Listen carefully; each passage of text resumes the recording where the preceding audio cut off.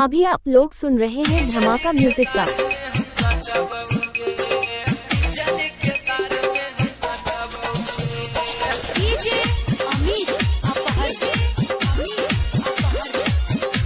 अपने लोगन सुन रहा छी एसके म्यूजिक गांव के प्रस्तुति। हंसी कुमारे के बियाह तोहर भेलौ हम केकरा से दुख अपन बटवाओगे। हंसी कुमारे के बियाह तोहर भेलौ हम केकरा से दुख अपन बटवाओगे। बोलै ना छोड़ का किया भातारा के भेलही बिजली के तार में हम सटवाओगे। बोले ना छोड़ का किया भातारा के भेलही बिजली के तार में हम सटवाओगे।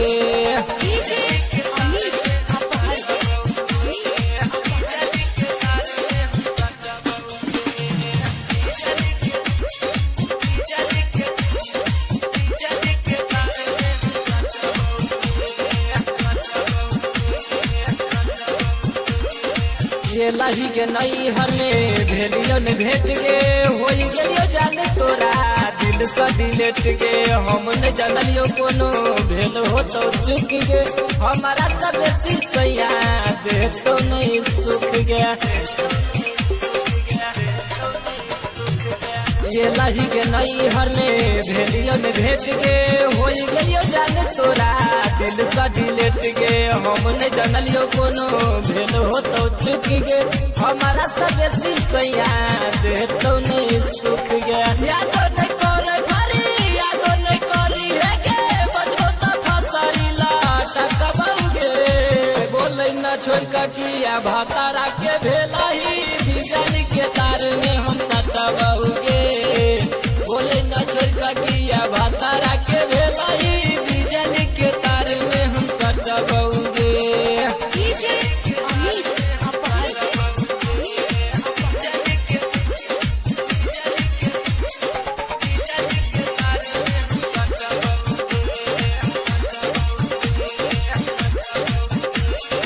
याद कर जहिया तू रहले कुमार गे जान से ज्यादा जाने करे छलही प्यार गे।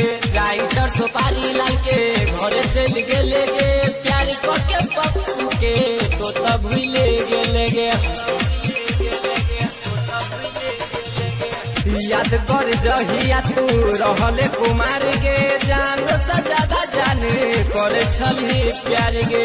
राइटर सुपारी लाल के घरे चल गेले गे प्यार करके पप्पू के तो तब भूले गेले गे। कोटे गाड़ी लाल गे पागल हो पूरा ढल गे रेल में छवरा कटतौगे। बोलै ना छोड़ का किया भातारा के भेलही बिजली के तार में हम सटवाओगे। बोले ना छोड़ का किया भातारा के भेलही